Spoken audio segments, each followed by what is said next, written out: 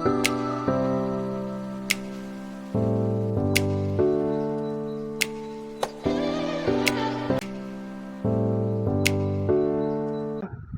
सभी का स्वागत है हमारे YouTube channel Balaji Ayush info में।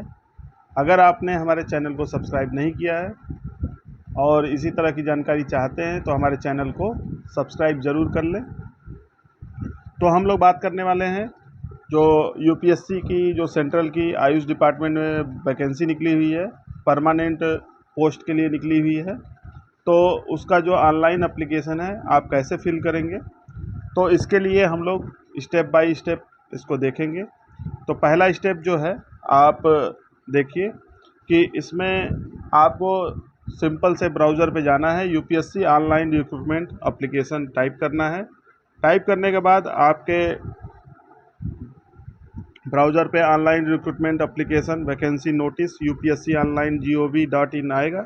फिर उस पर आप जब क्लिक करेंगे, क्लिक करने के बाद जो आपने जो एडवर्टाइजमेंट आपका आया हुआ था, जो विज्ञापन जो हम लोगों ने पिछले वीडियो में शेयर किया था, उसका यहाँ पे पीडीएफ होगा। जो विज्ञापन संख्या लिखा हुआ है और पीडीएफ का जो निशान बना हुआ है, आप देखेंगे यहाँ से डाउनलोड कर सकते हैं। इसको अच्छे तरीके से अगर आपने नहीं पढ़ा है तो हमारे वीडियो में भी देख सकते हैं, तो वहाँ पे दिया हुआ है और इसके बारे में जानकारी देख सकते हैं। इसकी लास्ट डेट देखी जाए तो 3 जुलाई 2025 है। उस विज्ञापन में ढेर सारे पोस्ट के लिए निकला हुआ था जो आयुष डिपार्टमेंट के अंतर्गत है। आप नीचे आएंगे, स्क्रॉल करते हुए नीचे आएंगे तो देखेंगे कि लास्ट के जो 3 हैं, आयुर्वेदिक फिजिशियन, आयुर्वेदिक, होम्योपैथी और सिद्धा, ये तीनों के लिए यहाँ पे नीचे उनके आवेदन के लिए दिया गया है। तो आप किसी पे भी जो भी डिपार्टमेंट के हैं आप उस पर क्लिक करिए कि आवेदन कैसे करना है। तो इस पे आवेदन पे क्लिक करेंगे। क्लिक करने के बाद कुछ महत्वपूर्ण इंस्ट्रक्शन दिए गए हैं, इंपॉर्टेंट इंस्ट्रक्शन दिए गए हैं, पॉइंट वाइज दिए गए हैं। तो लिखा गया है कि ऑनलाइन भर्ती आवेदन करने से पहले आपने जो विज्ञापन दिया गया था उसको अच्छी तरीके से आपने पढ़ लिया है। पढ़ लेने के बाद ही आप आगे बढ़िए। नहीं, अगर कोई भी अगर उसमें योग्यता में अगर योग्यता नहीं होगी, अपूर्ण होगी, तो आपका आवेदन निरस्त कर दिया जाएगा। 2 नंबर पर देखेंगे हम, हर तरह से सभी उम्मीदवारों की पात्रता निर्धारित करने की तारीख जब तक अन्यथा मतलब कोई और अभी तक डेट नहीं आती है फाइनल सबमिशन की, तब तक जो ये डेट दी गई है उसे ही अंतिम तारीख मानी जाएगी। कोई चेंजेस नहीं होते जब तक। आवेदक को सलाह दी जाती है कि ऑनलाइन भर्ती आवेदन में सभी विवरण क्या करें, ध्यान पूर्वक भरना है। कोई गलत सूचना प्रस्तुत करने पर आयोग द्वारा आपको रिजेक्ट कर दिया जाएगा आपके फॉर्म को। आगे इन्होंने बताया कि आपकी एक जो है वर्किंग जो ईमेल आईडी होनी चाहिए ऑनलाइन आवेदन में। उस ईमेल आईडी को आपको डालना है। उसी के द्वारा जो है आयोग द्वारा सभी पत्र व्यवहार, जो आयोग द्वारा ईमेल आईडी जो है वो जो वर्किंग हो, जो चालू हो, जिसका आपको पासवर्ड सारी चीज़ें पता हो, वही ईमेल आईडी डालिए, क्योंकि फ्यूचर में उसी से आपका पत्र व्यवहार आयोग के द्वारा होना है। आगे इन्होंने लिखा, उम्मीदवारों को सलाह दी जाती है कि विशेष पद के लिए केवल एक ही ऑनलाइन भर्ती आवेदन पत्र जमा करें।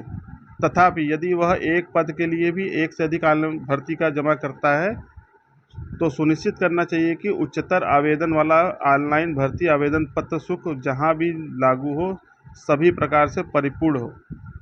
जो आवेदक एक से अधिक ऑनलाइन भर्ती आवेदन पत्र जमा करते हैं, आयोग द्वारा केवल उच्चतर आवेदन वाले आवेदन ऑनलाइन भर्ती को ही स्वीकार किया जाएगा।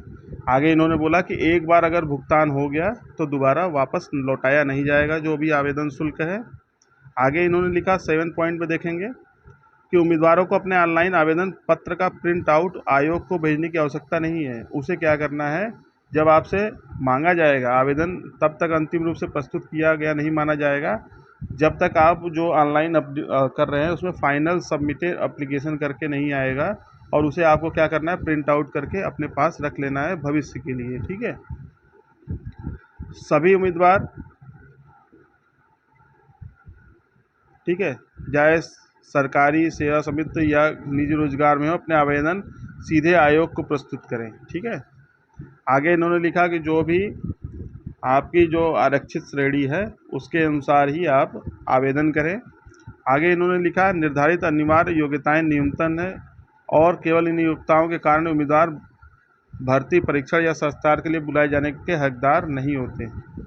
ठीक है, आगे हम लोग देखते हैं। जब इसको ये सारी सूचनाएं जब अच्छे से पढ़ के आप समझ लेंगे, उसके बाद आपको क्या करना है, नेक्स्ट पे क्लिक करना है। नेक्स्ट पे क्लिक करते ही नेक्स्ट आएगा कि वेरी इंपॉर्टेंट, अति महत्वपूर्ण। तो लिखा गया है कि आवेदन पत्र की संख्या अगर अधिक रहती है तो इतने चीज़ों से वो डिसाइड करेंगे, सीमित करने के लिए लघु सूचीबद्ध करने का मानदंड वो तैयार करेंगे। ठीक है, आगे इन्होंने बहुत से उसमें दिए हैं कि वो कई लेबल कोई भी चीज़ अपना सकते हैं, वो उनके ऊपर है कि वांछित योग्यताएं या एक से अधिक वांछित निर्धारित की गई तो किसी एक वांछित योग्यता के आधार पर विज्ञापन में निर्धारित न्यूनतम शैक्षणिक योग्यताओं से उच्चतर शैक्षिक योग्यताओं के आधार पर विज्ञापन में निर्धारित संबंधित क्षेत्र के न्यूनतम अनुभव से उच्चतर अनुभव के आधार पर। और आगे देखेंगे अनिवार्य योग्यता प्राप्त करने के पहले और बाद के अनुभव की गणना के आधार पर। आगे लास्ट में दिया गया है एफ पॉइंट पे आप देखेंगे तो लिखा गया है कि by holding a recruitment test, भर्ती परीक्षण भी आयोजित कर सकते हैं। ठीक है, लिखा गया है अतः उम्मीदवार को न्यूनतम योग्यताओं के अतिरिक्त अपनी सभी योग्यताओं और संबंधित क्षेत्रों में प्राप्त अनुभव का उल्लेख करना चाहिए। आगे देखेंगे उम्मीदवार ऑनलाइन आवेदन में जहां भी अपेक्षित है केवल संगत दस्तावेज ही अपलोड करें। असंगत, अपठनीय, जाली या पासवर्ड द्वारा संरक्षित दस्तावेज अपलोड किए जाने पर आवेदक के विवेकानुसार अन्य उपयुक्त कार्रवाई के अतिरिक्त उनका आवेदन रद्द भी किया जा सकता है। ठीक है, तो इस पूरी सूचना को आप प्रिंट भी कर सकते हैं और आगे नेक्स्ट स्टेप के लिए आप नेक्स्ट इस पे दबाएंगे, क्लिक करेंगे तो नेक्स्ट आएगा टर्म एंड कंडीशन करके लिखा गया है कि action against candidate found guilty of misconduct.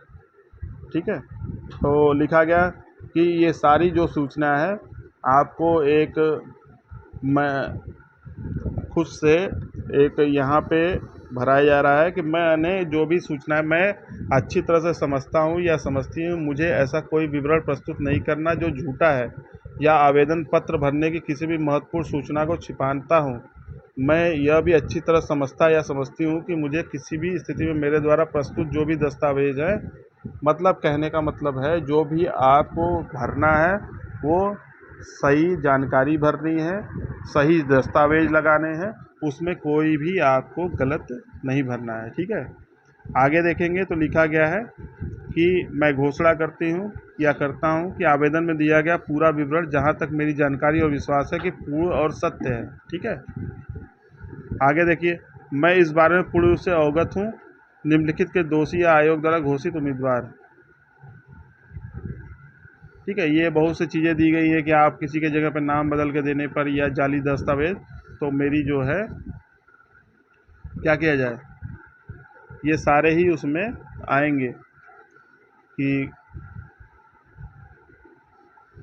गलत तरीके के उसमें आएंगे।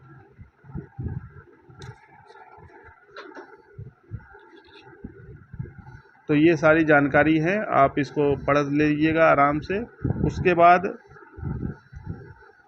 आगे लिखा गया है लास्ट में, फिर जब आप पूरी जानकारी अच्छी तरीके से पढ़ लेंगे, लास्ट में आप देखेंगे नीचे आएंगे तो लिखा गया है कि मैं एतत् द्वारा घोषणा करता या करती हूँ कि मैंने उपयुक्त अनुदेशों को पढ़ लिया है, समझ लिया है तथा मुझे यहाँ ऊपर लिखित सभी शर्तें और निबंधन स्वीकार है। मैं यह भी घोषणा करता हूँ या करती हूँ कि मैं विस्तृत विज्ञापन में निर्धारित पात्रता को पूरा करती या करती हूँ। ठीक है, तो आपने जितनी भी इतने पॉइंट थे आपने अगर अच्छे तरीके से पढ़ लिया, पढ़ने के बाद जब आपने तीसरे पेज पे आएंगे फिर आपको यहाँ पे क्लिक करना है, ओके का निशान हो जाएगा, फिर प्रोसीड आपको करना है। प्रोसीड करने के बाद आपके जस्ट आगे आपके आएगा यूज़र लॉगिन करके, जो इसमें पहला स्टेप देखा जाए तो यूज़र लॉगिन करके आएगा। फिर यहाँ पे है रजिस्ट्रेशन आईडी, पासवर्ड या लिखा गया है कन्फर्म रेंडर। अगर आप नए हैं तो आपको क्या करना है, आपको न्यू रजिस्ट्रेशन करना है। न्यू रजिस्ट्रेशन पे आप क्लिक करेंगे और यहाँ पे कुछ जानकारी दी गई है, जैसे कि नाम लिखना है, first name and middle name, last name, सबका कॉलम बना हुआ है। फादर नेम है, माता का नाम, जेंडर है, कम्युनिटी से क्या हैं आप, ठीक है, ठीक। जिन कम्युनिटी में यहाँ पे देखिए general, OBC, SC, ST, EWS सारे ऑप्शन है। आप जिससे रिलेटेड हैं वो आप उस पर क्लिक करिएगा। अगर आप 40% या अधिक विकलांगता के बेंचमार्क वाले उम्मीदवार हैं तो इसमें भी ऑप्शन दिया हुआ है, यस या नो पे आपको जो भी है आपको क्लिक करना है। जन्म तिथि भरनी है, इसमें डेट ऑफ बर्थ है, जन्म का स्थान भरना है, राज्य जहाँ पे आपने जन्म लिया है राज्य के यहाँ पे क्लिक करने पे ये सारे ऑप्शन आएंगे आपके पास, आप ऊपर नीचे करके भर सकते हैं। आगे आप देखेंगे मोबाइल नंबर है, राष्ट्रीयता है, मोबाइल नंबर की पुष्टि, ठीक है, एक बार फिर दोबारा डालना है। उसमें ईमेल आईडी डालना है, ईमेल आईडी बहुत ही ध्यान से डालनी है और लिखा गया है कि कंफर्म ईमेल 2 बार डालना है, ठीक है। फिर आपको अपना एक पासवर्ड बनाना है, ठीक, पासवर्ड बनाना है, फिर कंफर्म पासवर्ड और नीचे देखेंगे कंफर्म रेंडर इमेज, जो ये इमेज में जो दिया गया है वो भरना है। भरने के बाद सेव और कंटिन्यू करेंगे तो आपको एक रजिस्ट्रेशन नंबर मिलेगा। उस रजिस्ट्रेशन नंबर को और अपने पासवर्ड को याद करके अच्छे से लिख के रख लेना है फ्यूचर के लिए। और उसके बाद भरने के बाद जब आप वापस आएंगे आपको फिर से आना होगा, वहीं पे फिर अप्लाई करना होगा। अप्लाई के लिए फिर से आपको आवेदन पे आना है,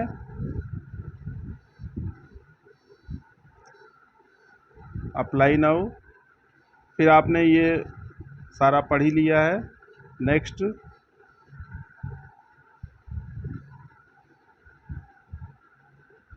और आपको यहाँ पे क्या करना है, रजिस्ट्रेशन आईडी जो आपके ईमेल पे आएगी उस रजिस्ट्रेशन आईडी को यहाँ पे फिल करना है।